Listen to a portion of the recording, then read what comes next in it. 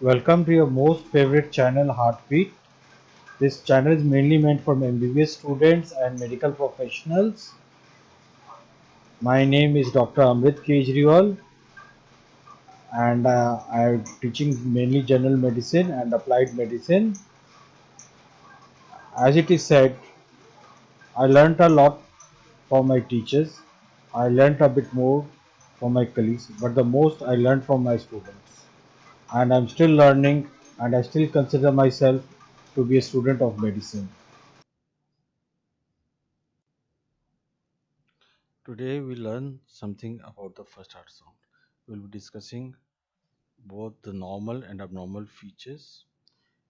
It is a clinical sign which gives a wide information about the heart activity.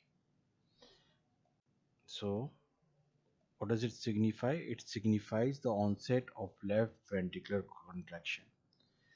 Now the electrical impulses they precede the rise in the pressure of the left ventricle, and the pressure in the left ventricle precedes the closure of the mitral valve. Closure of the mitral valve is the major component of S1, and also tricuspid valve closes simultaneously.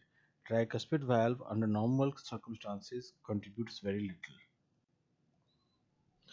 These events, rising left ventricular pressure, mitral valve closure, tricuspid valve closure, aortic valve opening, and left ventricular ejection, these almost occur simultaneously, and it's very difficult to distinguish between each of them separately.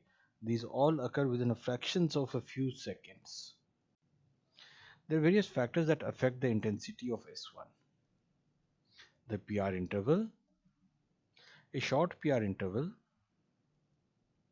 is delayed mitral valve closure, which in turn leads to loud S1.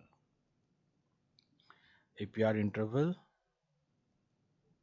So if it is 80 to 140 milliseconds, it causes increased intensity. If it's 140 milliseconds, it's to normal sounding S1, and if it's 200 milliseconds, it leads to absent or attenuated S1. So depending upon the PR interval, we can decide whether how the sound should be there. Left ventricular contractility is another factor that affects the S1 sound. More vigorous left ventricular contraction increases the intensity. So in cases of fever, exercise and hyperadrenergic states, there is vigorous left ventricular contraction, and this increases the intensity of the first heart sound. A stiff mitral valve increases the intensity, and left atrial myxoma can also increase the intensity. So coming to the soft S1. So if there is a decrease in left ventricular contraction, it reduces the intensity. Long PR interval causes a soft S1. Left bundle branch block can cause a soft S1.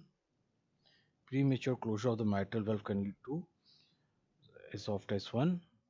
Obesity, COPD, with the increase in the thickness of the wall, chest wall, all can lead to S1 being soft, and a flail mitral valve can lead to soft. Audibility of S1 to be timed with carotid pulse or cardiac impulse. So it precedes the carotid arterial upstroke and is concurrent with the outward thrust of the left ventricle. Okay, it is a medium to high frequency sound S1 and is heard at the apex. So he is outpatient, and here is the mid clavicular line left side, just internal to the mid clavicular line at the fifth intercostal space. Somewhere around here you'll get the S1 just at the cardiac apex. There are various areas of confusion in auscultating the S1. So M1T1 is split, and it is normally heard at the lower left sternal border. S4, S1 is heard at apex and best heard in left lateral position. So when you auscultate for the first heart sound, the mitral component and tricuspid component here may be heard separate sounds, but is heard most commonly at the lower left sternal border, whereas S4, S1 is heard at the apex and this is left lateral position. So T1 is basically along with M1, and S4 just precedes S1. So S1 over here can be confused with M1 and T1. Another one thing that is component S1 ejection click is usually heard at apex, base of the heart. Ejection click is a systolic event. S4 is a diastolic event. So if you get a patient who's got a split second heart sound, first heart sound, then think of M1 T1, S4 S1 and S1 ejection click. Depending upon the location, you can see what it is. Increased intensity of S1. So you have increased adrenergic activity, WPW syndrome, that is short PR interval, mitral stenosis, left atrial myxoma, Epstein's anomaly. Now this is in this the increased intensity is mainly due to the tricuspid component and not due to the mitral valve component. Decreased intensity of S1.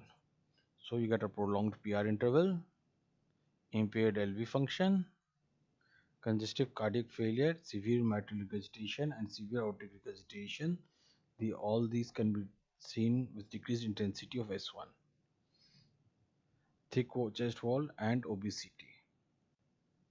Abnormal splitting can be seen in delayed electrical activity such as RBV, premature ventricular contractions of RBV morphology or left ventricular active pacing. There is delay in the conduction wave going towards the right ventricle, so you can get abnormal splitting. M1 T1 component can be delayed. You get a variable S1, second or third degree heart block, or AV dissociation. So whenever there is any AV dissociation or dysynchrony between the atrium and ventricular contraction, you will get a variable S1.